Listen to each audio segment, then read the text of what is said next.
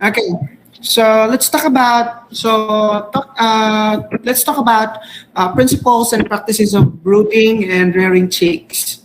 So last time we were talking about principles of incubation and hatchery management. So this time ato ko ano nga naka egg selection na ta, ato nag-incubate, niagi na ta og candling process. So karon maghimo ta o another topic which is the principles of and practices of brooding and rearing chick. So napiso na daw ang atong gipa set nga egg sa incubator. So now brooding. So same with incubation, we have this artificial and we have this natural brooding. So this term brooding refers to rearing of young, no, of young poultry of any species. Could either be chicken, turkey, ducks, and others. So either by the mother or by artificial heat. So the brooding hen, no, takes care of her young or of her chicks. So specific adult terminology and species varies. Or by artificial heat. Mana siya nga with the use of light, no, with the use of heaters. So it is also defined as the period of growth when young chicks are unable to maintain the temperature without the aid of supplemental heat.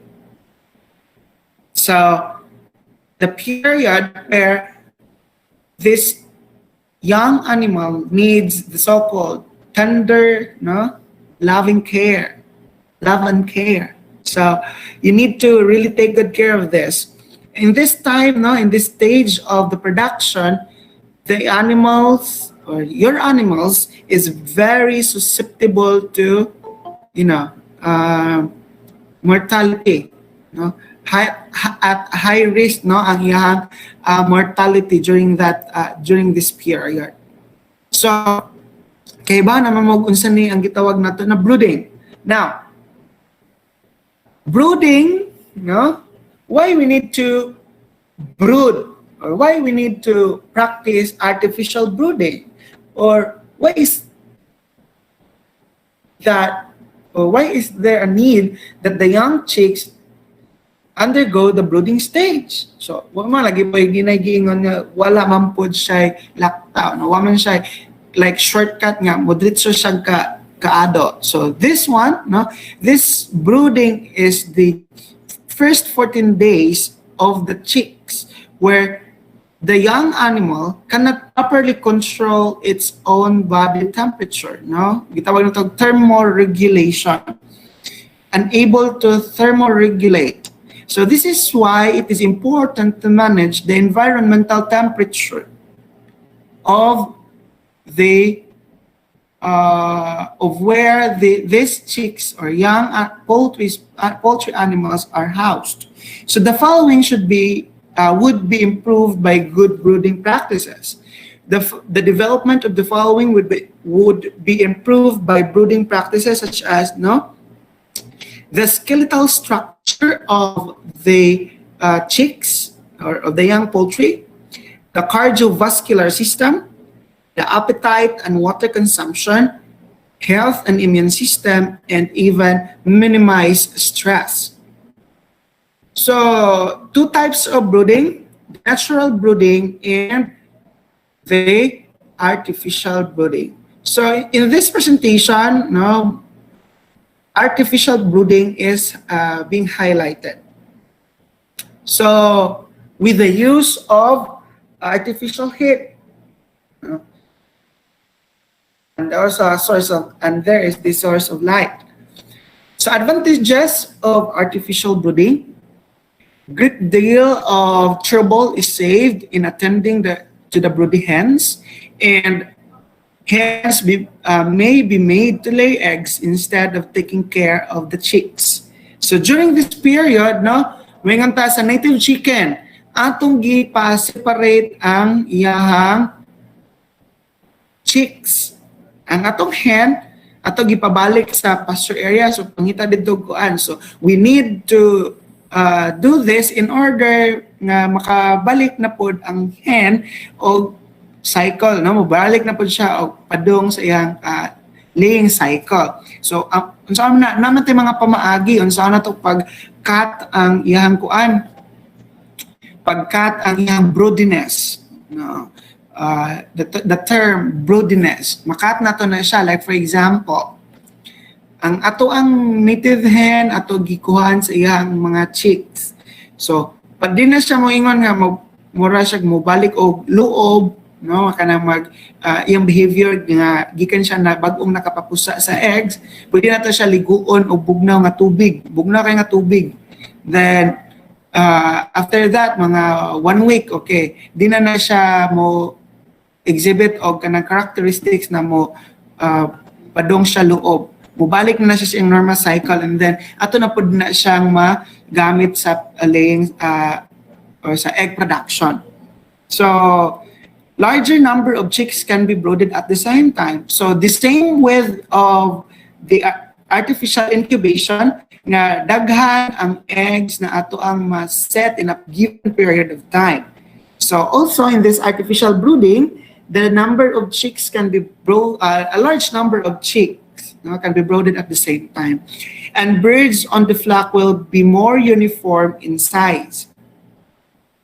So if properly managed, no, during this stage, most likely the flock will have a uniform size. Okay, so these are the advantages of artificial brooding. How about the disadvantages? So here, artificial brooding requires equipment which may entail additional expenses. What are those equipment? So katong feeder, waterer, heater, and so other implements. So it really requires additional expenses. So kani nga kuan para ra ni sa atong gitawag og backyard nga situation. No, kani nga minganta nga disadvantage sa brooding. Kung gamay ra ang imong number of chicks, no? Number of heads sa imong chicks, pwede ra na mo ipadala sa imong mga nanay.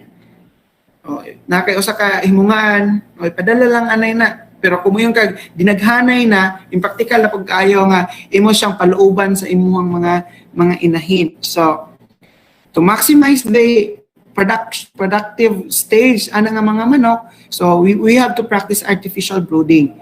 So in terms of larger scale, no, kinahanglan man jud, it is part of the plan nga dapat nakaani nga mga equipments, no, before ka mag-start, because whether you like it or not, naman jud kay gitawag moagi man jud ka og brooding stage. So another disadvantage is that electrical current interruptions or unreliable sources of heat may adversely affect the brooding processes, the brooding process, resulting in high chick mortality. So that's it. If, like for example, you have established an area for your artificial brooding. So okay na, granted nga, okay na, nag-run na siya. Pero amon tayo mga gitawag og mga power interruptions, no? Unreliable sources of heat or even lights. So that can cause, or that will result to high mortality of your production. So with that, kailangan ka nga mo invest ka generator. A generator that can, supply the whole building during that period, no? Shorter period naman po ng mga power interruptions. Tawas lang kung may mga bagyo or sa panatira. It's really itag must when you do poultry production, especially like for example broilers, and then pinaka-sensitive nila nga days is ang brooding stage. You really need to have this equipment. So, and not only man god kuan pod ngantag dili bitaw pod puros la electrical sources ang kuan kanang pag-provide og heat sa ato ang kuan sa ato ang mga manok. So gamit po ta og kanang kuan liquefied petroleum gas, no? Or pinaka-conventional katong rice hull nga atong sunugon, no? Ibutang nato og like butang nato og planggana nga kanang na aluminum, no? Butang nato silaban nato na maka-generate man na siya og heat para sa kuan sa imong mga chicks. So mo na mga conventional, napadulong ta sa high-tech kanang mga heater, gamitan nato og electricity or even liquefied petroleum gases. So all in all, ang disadvantage, no, additional expenses.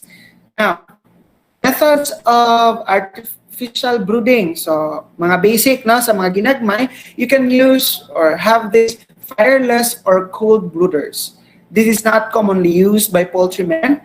They are quite satisfactory only for a small number of chicks, say 16 to 20 brooded during 60 heads and brooded during summer. So given nga during summertime, no, init kayo po ng panahon, no, during daytime, so you can have this cold box brooders or wireless brooders. So, next, you can use this improvised rice hull heater, katokogingan kaganina, where these are used in large flats or just bare cement floor. Okay, like for example, in this, usa ka sipyat ani nga mo kuan ang kayo sa imong rice hull as sa imong litter material, no, rice hulls, pwede masunog ang imuhang poultry house. So careful if you engage in this improvised rice hull heater. Are you still there, guys? Yes, sir. Yes, sir. Okay. Next, we have here. No, familiar mo ani? This is also an improvised heater, no? Kanang gamito na to sa na Petromax using gasol or liquefied petroleum gas. Still, it can provide heat sa imuhang mga brood chicks, na? So use of this hover, manay mga use of electric brooder. So electricity is used in supplying the heat in the brooder, and this can be a single unit electric brooder or multi-tiered electric brooder. So like for example, one hover can cover about 1,500 heads. So, or 5,000 heads, butang talang 5,000 heads ang iyang iyang ma-cover, no? Ang iyang sa area. So, like for example, in a commercial poultry farm, no, na kay 40,000 ka heads nga imong gibrood in a single area. So, possibly, 8 heaters ang makuan. So depende kung pila man ang iyang coverage. So muna pud imong i-consider when you are planning to purchase heaters like this. Okay, this one, canopy brooding. So use of incandescent light. So at the same time, the incandescent light is the source of heat. So like for example, when you say the requirement per chick is 1 to 2 watts per chicks. So you can have like in a 100 watts na incandescent bulb. So you can have there at least 45 to 50 heads. So especially consider nimo ang kuan, consider nimo ang condition or weather condition or yes. So kung tugnaw, at least 2 watts per bird. Or kung init, 1 to 1.5 per bird. So a metal hover or bamboo basket of a diameter of 90 centimeter for 250 chicks. Naka-guard Unlike sa katong electric na nga, you can just lapag mo lang lahat yung mga sisiw doon and then good na. No, meron ka lang mga chick guards and then established na yung feather at water, then that's okay. Bantayan mo na lang yung mga chicks na mag-stampede, no? Because the behavior of the chicks is the best, way to check if the environment of your brooding area, in the brooding pen, is correct or having the right temperature. Later on, we will discuss that one. So this is a canopy brooding setup. So different version of brooding chicks. Now we have here chick guard with GI pipe or metal, circles enlarged and enlarged at second week. Okay, so during second week, chick guard is replaced to the corner of the pen, and then by the third week, it is removed entirely. So sa mga ginagmay, like for example, kung napa mo diri sa Visca, maghimo ta og kanang broiler racing, no? Or racing broiler activity, no? So there, experience mo magbuhat mo mga ingon-ani nga setup. So I hope you have experienced this in your previous production classes. So infrared brooding, so using 150 watt and 250 watt infrared bulbs are available for 100 to 250 chicks. So infrared light has germicidal effect, and then infrared light helps in the synthesis of vitamin D, and even it reduces cannibalism. So na siya magitag po nato mga kaayuhan nga ikahatag sa ato ang flock. Battery brooding, so this is uncommon na practice din sa ato. So more than 60% of all commercial layers are brooded and reared in cages. So in this type or in this setup, the problem of coccidiosis is less frequent because the chicks are not directly in contact with the litter material. So you have to be familiar also na ang imong litter material before doing a brooding activity, you need to disinfect all those implements, because if not, dito na pwede na tong nakuha na haven na dahil na sa mga microorganisms, disease-causing microorganisms ang imuhang area. So later on, we'll be talking about cleaning and disinfection.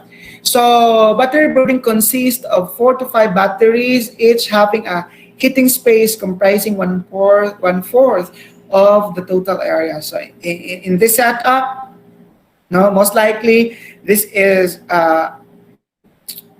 are layer chicks, katong mga chicks of layer strains, so layer breeds. So here, an example also, a conventional battery brooder. So one type, the heating unit has electric heater having a thermostat. For the first 3 days, paper is spread on the mesh flooring. So pareha sa battery cage nako sa pugo. So inani ang setup. So on one cage is on top of the other, no? So that is the battery cage, battery brooding. So brooding by the use of LPG, so wala nang gas. So that is liquefied petroleum gas. So kerosene brooder, this is the very old but gold na technology. So using this one, one has to the racer should be more careful, extra careful, because just one failure of this will burn the poultry house. And gamay na lang po dag nagamit ni na napuntahay. So but we need to really talk all of this, because the principles behind this technology is the one that influence the current situation. Now, so charcoal brooder, no, na kay colon dira, okay? Tanganan nimo og kanang mura ka og nag-uling. So you can use this one. Okay, so in backyard level, incandescent bulb is commonly used. So as I have said earlier, it is a source of heat and at the same time a source of light. Heat is applied by electric light bulbs. The bulb will provide not only the heat but also the light, which makes the chicks active and eat even at nighttime. So the floor area measures about 30 by 48 inches, and the height is 8 inches. So like for example, ang money ang floor sa imuhang cage. So at least no ang heat sa ang imuhang position sa bulb, not kuan pod nga directly nga mo ang mga piso mo paduol na og tama na mura mag-ilog ug kinsay makahikap sa light, no. Dapat properly established siya in order nga na equal distribution of heat and even lights kay during that at night time, no, chicks are still eating. So brooder management is a reminder that the important aspect in poultry, brooding management is one of the important aspects in poultry farming. Good brooder management sets the foundation for the success of minimizing losses at all costs. So the brooding activity of the young poultry is very influential on the performance later at life. So kung ang imuhang piso pinasagdan nimo during this stage, patagod na kung bata ba pinasagdan nimo mutubo na nga malnourished, no, way tarong suga, way tarong kaon, way tarong tubig mo na siya. You have to remember at this period ang growth sa ato ang manok is exponential. So like for example, 45 grams lang na ang iyang timbang at day old na-acquire na to ang manok after 1 week, no, or during may nga man tag activity sa broilers, during every 7 days man ka magkwinta, magtimbang, because in order to measure the feed conversion ratio. So like for example, 45 grams lang ang imuhang manok at after 1 week mo pwede na siya matimbang about 200 grams, no. Worst kung tabi ka nindot ang management nindot ang pagkaon, why og sa ato pa why ikareklamo ang manok, then that will reach about even 1/4, no. Exponential ang pagtubo sa manok. So ang pinaka-moto akong example ang broilers, but it is not only limited to broilers, ang other poultry species still, no, the principle behind that, or the principle still applicable to other poultry species. Need na to na i-consider na the young poultries should be handled well, because as it is said, good brooder management sets the foundation for success by minimizing losses at all costs. It is also important that because at this stage, no, brooding stage, taas kayo na siya o risk goes sa mortality. So that's it. At the end of the day, ang atong tuyo why we engage in this type of like business is to have profit, is to produce good quality meat, is to produce good quality eggs or good quality breeder stocks. So that's it. Now, these are the essential requirements, no, or the requirement for brooding. So, appears to essentially those of housing with the addition of temperature regulation and a complete of house designed for purpose of keeping chicks comfortable. So, okay, factor 1. So, gitawag na to temperature. So, Philippine condition is having a temperature between 90 to 95 degrees Fahrenheit. So first week of brooding with valve 2 inches above the floor. So that's to, dool radyo sa chicks. Thereafter, temperature should be lower at 5 degrees Fahrenheit each week, depending upon the time of the year and outside temperature. So still, you need to consider the outside forces, no, outside conditions, not just sa sulod sa balay sa imuhang manok, or not just in the brooding area of any poultry species, but also consider the condition outside. Temperature, so in commercial scale, na gitawag og Temptron 607A, na siya. So especially in tunnel ventilation, mga tunnel ventilated poultry houses.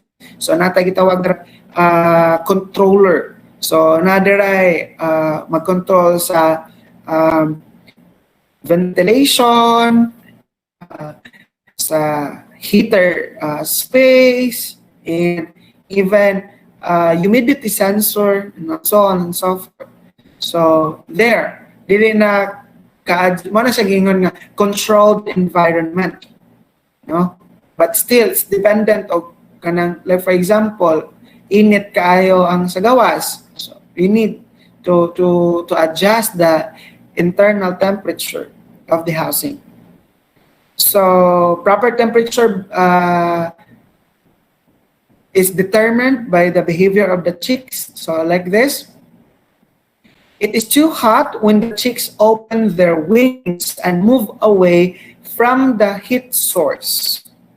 So like for example, on the right picture, nasa center ang gitawag na to og kanang kuan, nasa center ang atuang light.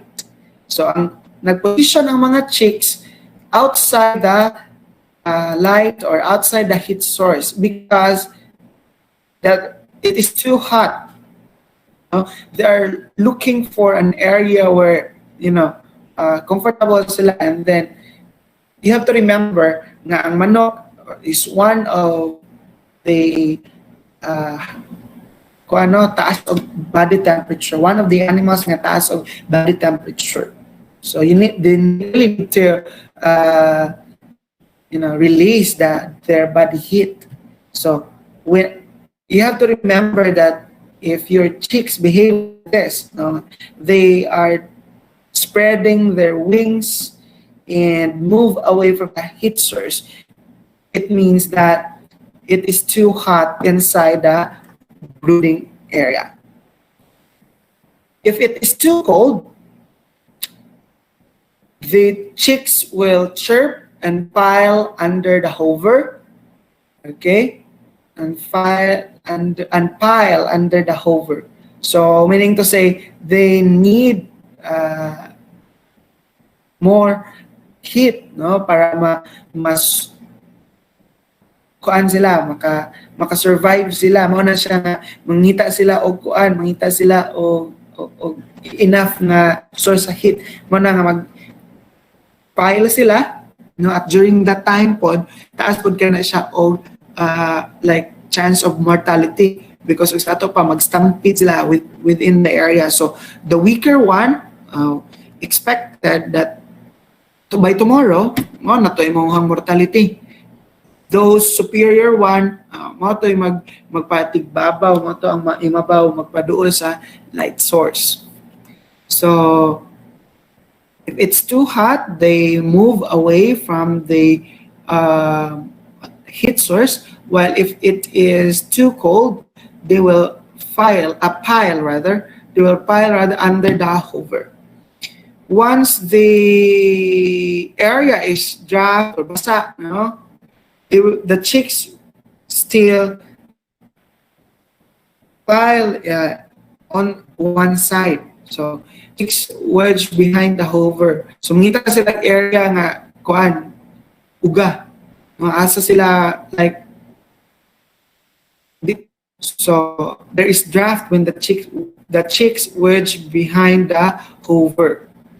Okay, next, if they are comfortable no, this is the one, the most like convenient sa ilang part, no. They are evenly distributed around the hover when there is right temperature. Again, the temperature inside the brooding area, inside your brooding pen or cage, is determined by the behavior of the chicks. If it is too hot, they will move away from the heat source. If it is too cold, they will pile under the hover or under the heat source. Once it is drafty or yes, sa ato pa basa ang uban nga palibot, they will look for a place where it is dry. They will wedge behind the hover, and then if they are comfortable, they will they are evenly distributed, and they will eat, and they are like ma-observe na to nga comfortable kaadyo ang ato ang mga chicks or the young poultry is comfortable. This this representation is not only for chicken. Amo ni mahitabo sa chicken, unsa kay mahitabo sa ducks, unsa pa kay mahitabo sa turkey, unsa may mahitabo sa kanang quails kung kulangan og kanang init, kung sobrang ka init. Okay, this is true to all poultry species, young poultry species. Ano na ang behavior? Okay, the behavior of the young poultry determines the correctness of the temperature of your brooder pen, brooder cage, or in the brooding area. So the following set of temperatures have been found to be ideal for brooding under Philippine conditions. So this is from the Philippine Recommends for Broiler Production. So this is commonly adapted sa mga poultry farms, especially during summertime. They need to really adjust the temperature area. They are still basing on the outside force. Okay, still this is also used in commercial farms. Next, temperature management. Again, temperature management is one of the most important tasks, especially during the brooding period, because any stress of the chicks experience during this period will affect the growth and development in the other phases. So, as I've said, the brooding stage is the most crucial stage of their entire life. Ventilation, important in all phases of poultry production, especially the constant renewal of air supplying oxygen. Wala na subscript until oxygen and the amount product of metabolism such as carbon dioxide, ammonia, moisture, and heat. So the products such as carbon dioxide should be like expelled, mapagawas na to sa ato ang poultry house. So there should be a proper ventilation. So like exchange of gases. So the function of ventilation is not only to supply the chicks with an adequate supply of oxygen, but it also assists the removal of waste products of growth and combustion from the environment, such as moisture renewal, the provision of oxygen to meet birds' metabolic demand, the control of relative humidity, and the maintenance of good litter conditions. So not just supply of oxygen, but still the proper ventilation has other purpose. So that's the second factor I consider: temperature, then ventilation. Next is the light. So continuous light, bright light during the first 2 days is a great aid in getting the chicks to. The first 2 days of the brooding period is like a the time of familiarization of the young animals, no, para mangita sa feeds and to locate for the water source. So it's very important, no? If you are mahimong manager sa usa ka poultry farm, mahimong manager sa usa ka broiler farm, so you need to consider these factors because it is essential for you guys to familiarize the requisites of a successful brooding, no? Because this is the most crucial stage, no? Rearing stage or growing stage of these animals are like slight na lang kadyo na bantayanan, pero di pod angay makumpiyansa, especially when you are, threatened ka sa mga other nga mga sakit-sakit.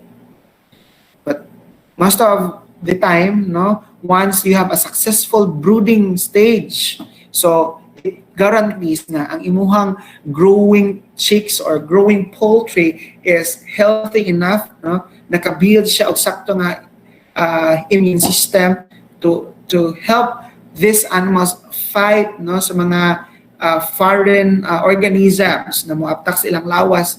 So they have this chance to like eliminate those like microorganisms that can cause diseases, no? So they have this strong immune system. So again, remember that light in the first 2 days of the life of these young animals is very important. So floor space. So you have to remember the space requirement of every poultry species, especially during this stage. So this should be done on a ground floor. So okay, basic operations sa brooder. Okay, then na discuss because I have talked this one. Okay, electric brooder. Okay, so now let's talk about activities prior to brooding. So cleaning and disinfection. So asa man kaya mag-una, ang pagpanlimpyo o ang pag-disinfect? Which comes first, cleaning or disinfection? Guys, Cleaning? which comes first, cleaning or Cleaning, sir. disinfection? Cleaning, sir. Okay, Cleaning, so sir. okay. So cleaning comes first, and after that, once thoroughly cleaned na ang area, so apply disinfectant, no, mga disinfectant solutions. So cleaning, no, like cleaning activities such as sweeping and scrubbing dirty floors, cleaning and sterilizing the needles and syringes before using, and removing of piles or manure or chicken dungs, and then cover mud holes, cutting of shrubs and tall grasses around the area. So it is really needed na malimpyo before ka mag-disinfect. So here, no, disinfection refers to the destruction of microorganisms either in physical or chemical means. So it's either a physical and chemical means. So when you say physical means, nga mga disinfection, kana burning, na applying hot water, no, boiling water, or chemical solutions using formaldehyde and others. No, fumigation is a method of disinfection. So here, no, ang tag disinfection, use of sunlight. Sunlight is probably effective germicide in the universe. These are deadly to germs and their spores. So kato mga lower nga klase sa mga disease-causing organisms, no, madala sa atong sunlight, no, or kato mga nag-mutate na mga klase, dili na punto madala, so we need to apply other methods. So like for example, burning of to all from life if applied in sufficient concentration.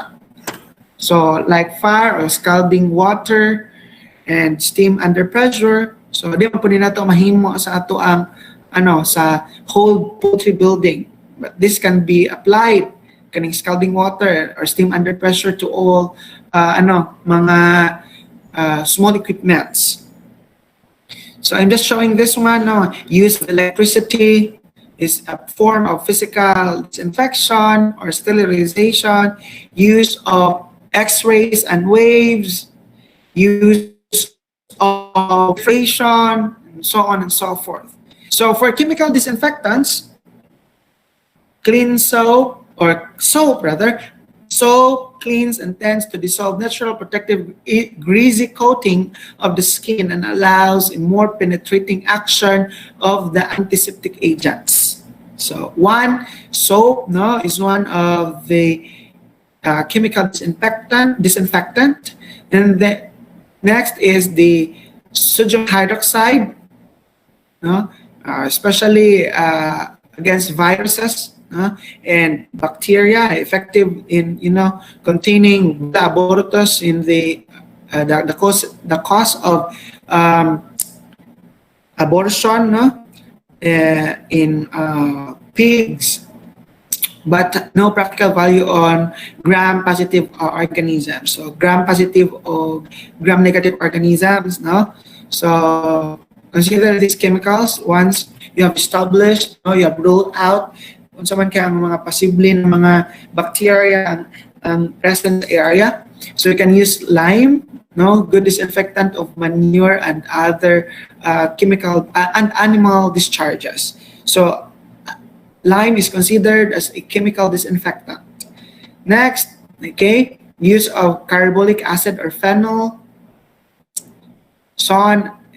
formaldehyde, powerful disinfectant when used under proper condition of heat and moisture, especially when used as fumigant. Katong like for example, once nga maabot ang egg sa hatchery, need na nga i-fumigate. It can be used like 10% solution of formaldehyde, and so on and so forth as chemical disinfectant.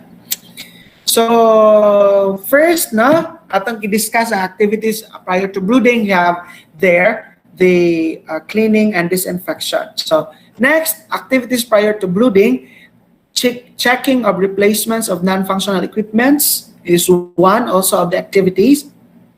So then preparation of the brooding area. So in conventional housing, or even tunnel ventilated housing, experience of our seniors ANSAI students, they uses rice hull still. Magbuklad sila og mga papers or even inani nga like butang na to og trapal, butangan og rice hulls during housing preparation. So litter or bedding. So it is one of the important function of this litter material is to absorb moisture, to dilute excreta, thus minimizing bird to contact with the manure, like during scratch. Mato ka ginagiingon nga in battery cage, the problem of coccidiosis is not commonly encountered. So to provide an insulation from cold floor temperatures, especially during chick-in, during chick-in of the newly arrived chicks. So it's very important. So preheating. So one activity is preheating. So 4 hours before loading of your chicks in the brooding area, you need to preheat, or even 24 hours of before the loading of your chicks, you have to preheat the area in order to check the performance of your equipment. Like for example, kung may heater na mo palyar, maayo pa, or naay suga na kulang. Okay, so next, providing the correct temperature brooding because the chicks do not become homeothermic until at least 5 days. So they are unable to thermoregulate. So they are dependent on supplemental heat to achieve proper temperature. Thus, preheating of house requires at least 28 degrees Celsius for the concrete and a floor temperature of 30 degrees Celsius before the chicks arrive.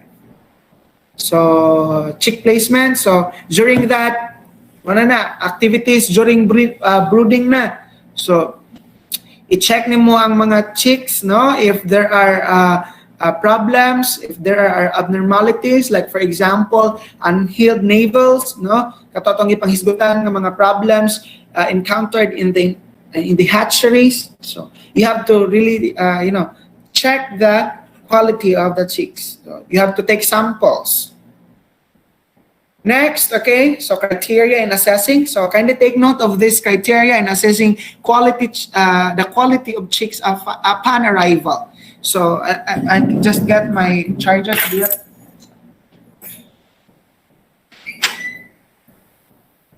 Ubat na sad ko, sir.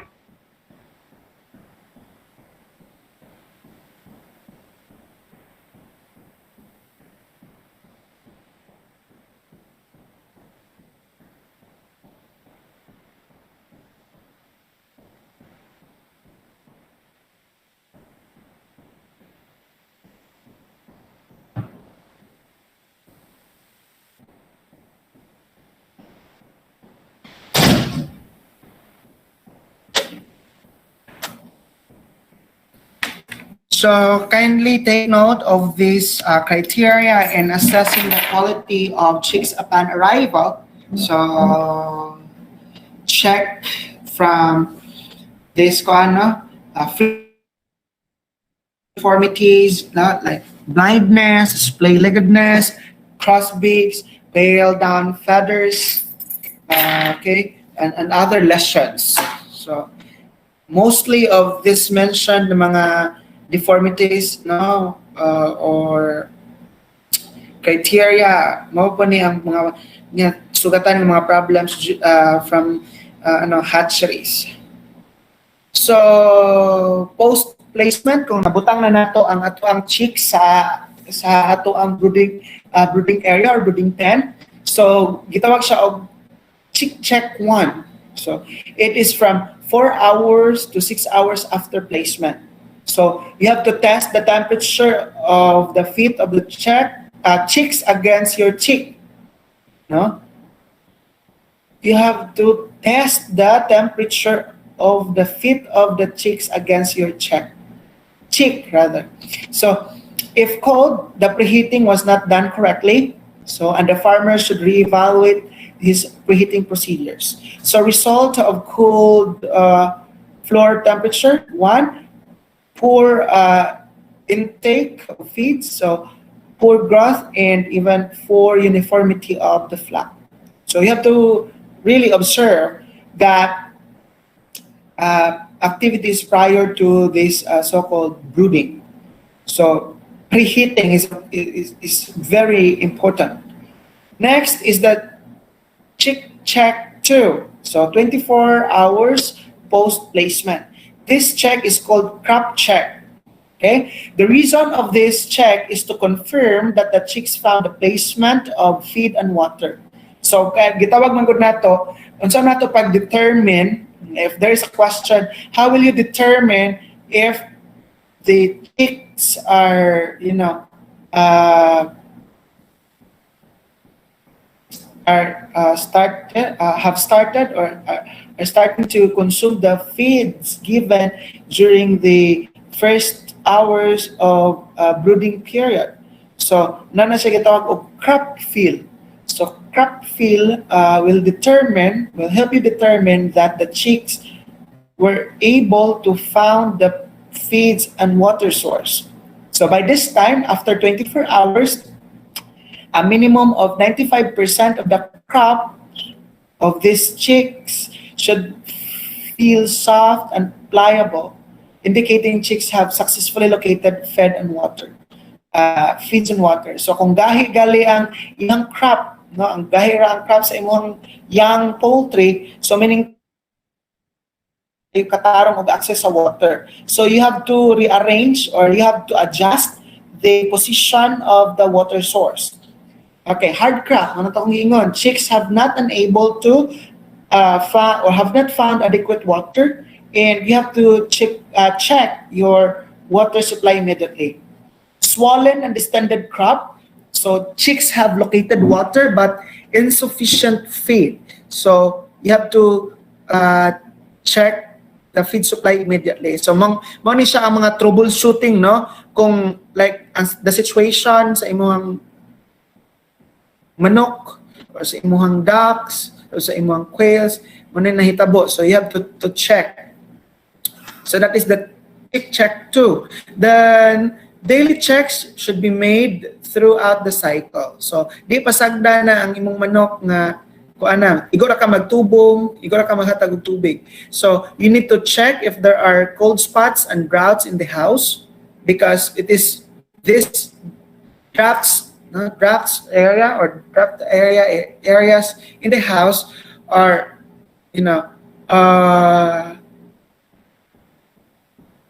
an area of like what are the kalipay sa mga microorganisms, no, mga opportunistic microorganisms nga maka-apekto sa health sa atong manok. Check if the ventilation is correct, so no build up of ammonia. So like for example, isulod nimo sa imong housing, once okay ra ang air, okay, so the ammonia level is not putting your flock at risk. Once nga ang imuhang mata gani magluha na or worst case na magsikag pangatsing na naka makaagwanta sa baho sa itis imong manok, and then you need to perform cleaning of the manure, because this will result rather to respiratory problems. So like for example, you are having a poultry farm, no? So daily check should be made, like check if the drinkers and feeders are at the correct height, and if there are enough of them and there is enough feed or amount of water for the birds, the right amount.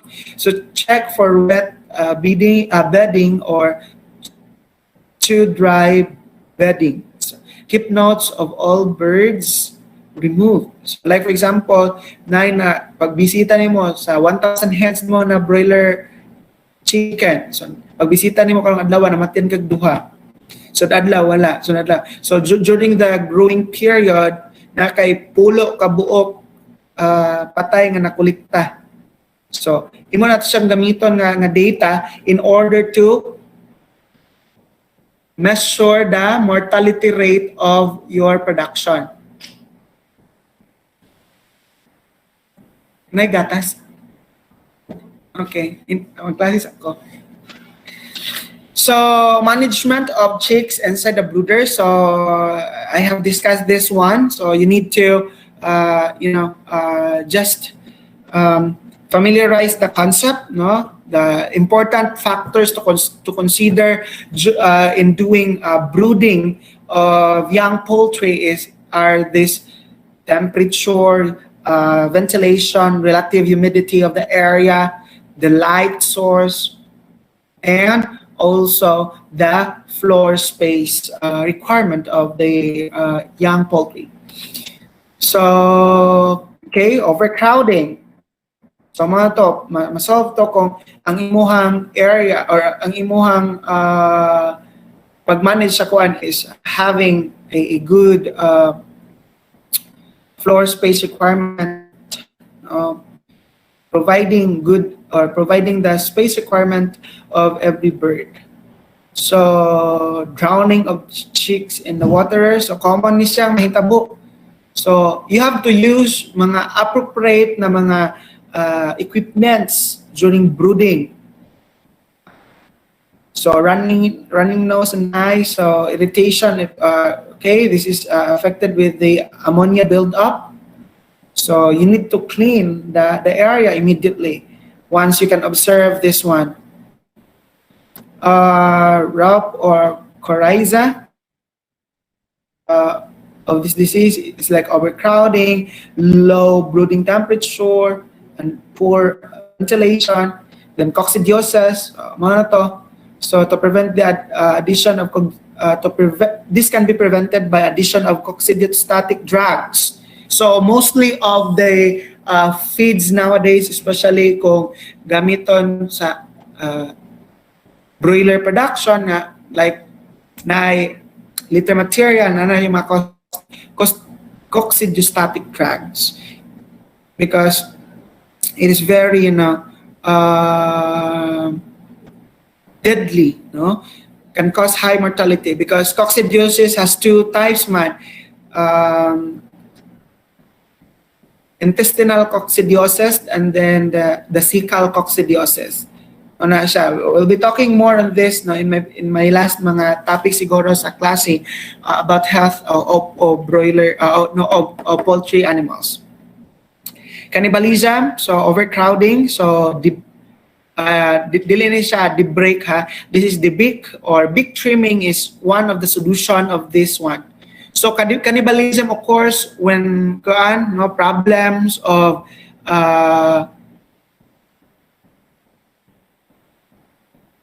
poor quality feeds, no, nga overcrowding, na way tarong supply sa water, especially sa mga layers, no, lack of calcium, and then poor meaning wala nimo natagaipod og sakto nga pagkaon, no, the amount required per day sa anang nga hayop wala nimo nahatag, so they tend to feather pick, and then once nga masubraan na mga samad, then once danay magkuan nga dugo, then balik-balikan, so cannibalism, no, and it is also like genetic, no, nga kuan na mga klase sa poultry nga mo practice og cannibalism.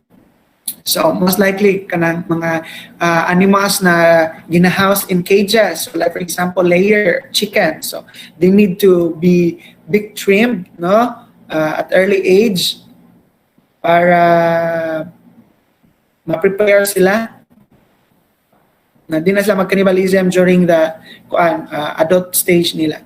So attacks of pests, so this can be prevented if you have a good setup. So rearing of chicks. Okay, so rearing of chicks follows the brooding period and continued up to the time when the birds are ready for transfer to the laying house or cages. So age transfer chicks, so the birds are ready to be transferred to the growing pens or houses after 7th or 8th week, depending upon the following conditions: growth of feathers, developments of the birds, and weather conditions. So, ngay mga uban nga farms na nagpractice of brood grow housing. So, from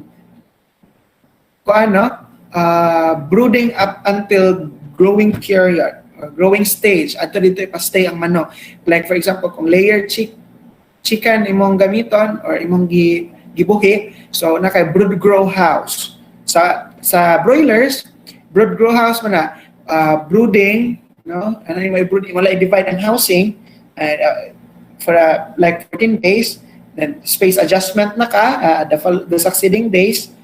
So, wala siya brood grow house until harvest. Sa layer production, especially when you are having your ikaw nag-produce sa imong gitawag o replacement stock, so you can have this brood grow house. So, up to 16 weeks, no? Ana pa dira magstay ang imong mga pallets. So, after that, ibalhin na sila ngadto sa ato ang mga layer houses. So in preparation for the start of production. So katong akong gipang the point of lay of this poultry species. So like for example, when man kaya ang chicken, no, mag-start jud siya og pangitlog, unsa man ang exact date niya. So you have to remember that the first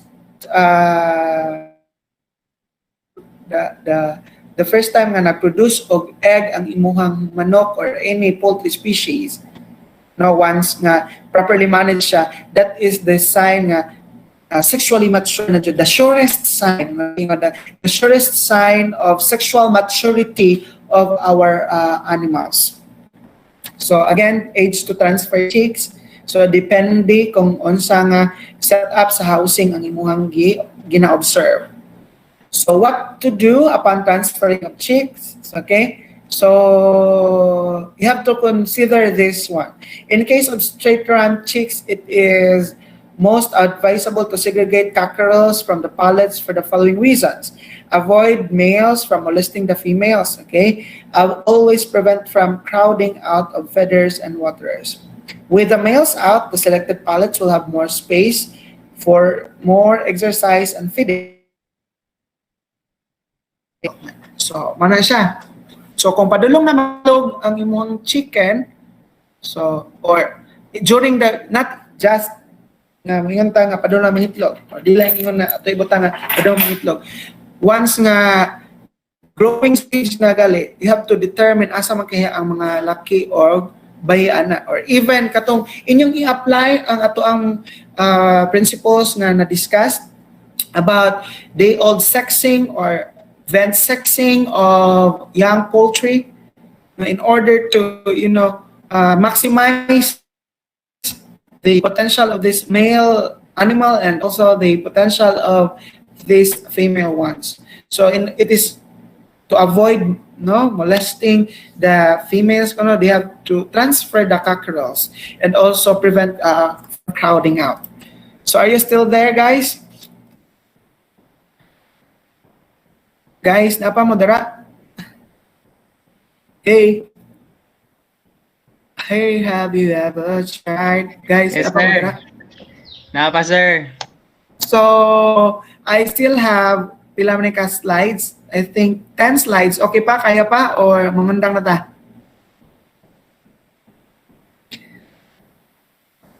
Mangundang na lang tayo kaya alas 3 naman. So, ako na lang ning ako na lang i-convert niya. Basahan na lamang ninyo. These are self-explanatory. So, are there any questions regarding with the presentation of today? Questions? Suggestions? Or ano sa panadara? Guys? Hey. Sir, user na mo ka-file lang. Link for the Sir, ang lab report, sir, ba user na mo ka-file? Word file. o usa ka file lang dong para di na mo magsige pa og kuan. Pero ato sa sa ato ang like i-PDF ra nako pareha ma-download ra ninyo tanan. Dayon ang pag-submit na pwede i-by laboratory exercise lang adto sa portal, or kung kuan mo module ang inyong pamaagi, ako naman i-post sa page sa BSU EA o sa inyong email. Ako na ipang-send ang PDF. So, kamo na bahala kung saan ninyo pag-submit ang output. Basta mahuman na ninyo after sa inyong finals. Asa may mag-submit, sir? Sa imo email or sa portal? Sa portal, ayaw lang sa ako email kay kinahanglan man ato sa portal para madiretso og record ang inyong scores. Kay maglisod naman ko og input ngadto sa portal kung wa mo'y grade, kung wa mo'y submission dito kay namnay grade book. Okay, so sa portal? Hindi na. ha? Lindon? Okay na, sir. Arong ba?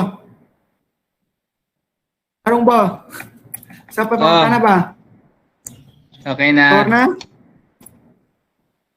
Kitag-sa ninyo na dito sa portal, pero kuan, pwede ra pod og usahon na lang para wanay labad. Pero kuan manggod kay by points manggod kada laboratory. So kinahanglanon na tagsa-tagsa. Unsa man jud, sir? Tagsa-tagsaon jud siya. Tagsa-tagsaon na kada laboratory. Nara ko ipa-check sa inyong 1, 2, 3 since wala man mo di naman tamo pangay ko'y box dito nga particle para inyohang butangan sa inyong information and then ato na ako ibutang ang grades.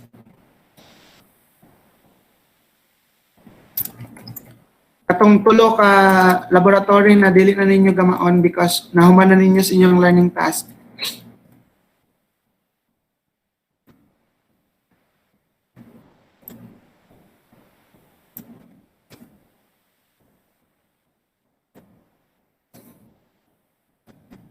Offering number, please use the offering number of your laboratory sa laboratory. Ha? Laboratory nga offering number.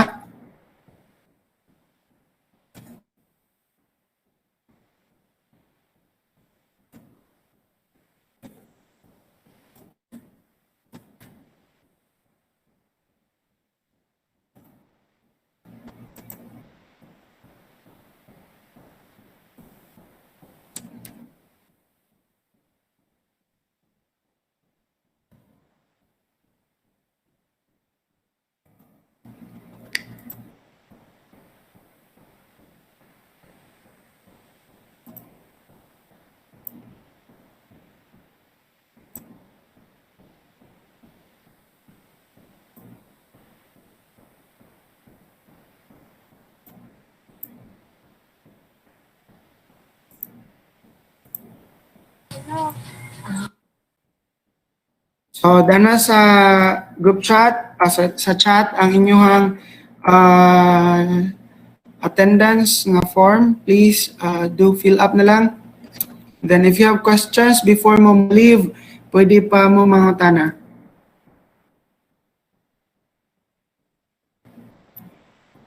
Sir, dili ma-open, sir. Ha? Ano siya, you need permission. You need permission? Oo, nakabutang. Ano ni? Wait.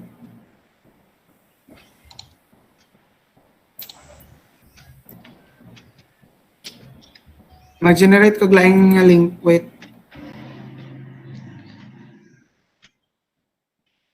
Ano daw?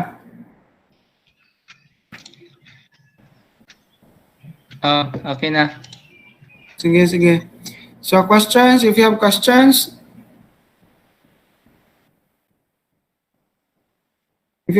guys, please raise na karon. Basta, I'm still inviting you on February 4 sa ato ang klase.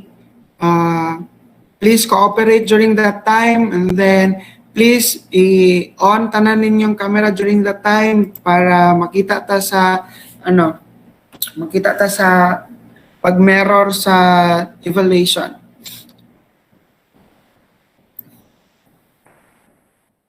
Kindly inform your classmates katong mga katong wala sa meeting karon, especially katong naka-groupings na ato na lang tong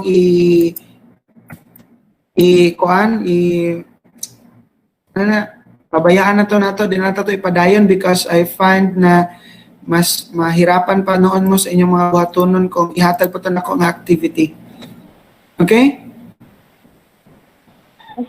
Okay, sir. Salamat.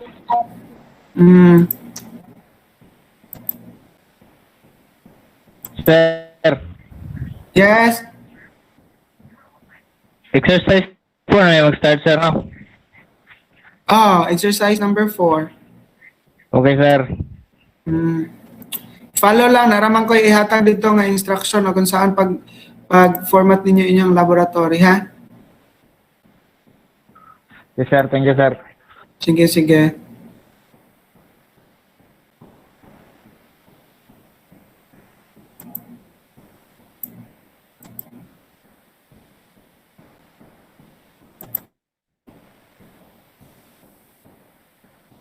So, if wala may pangutana, you can leave now.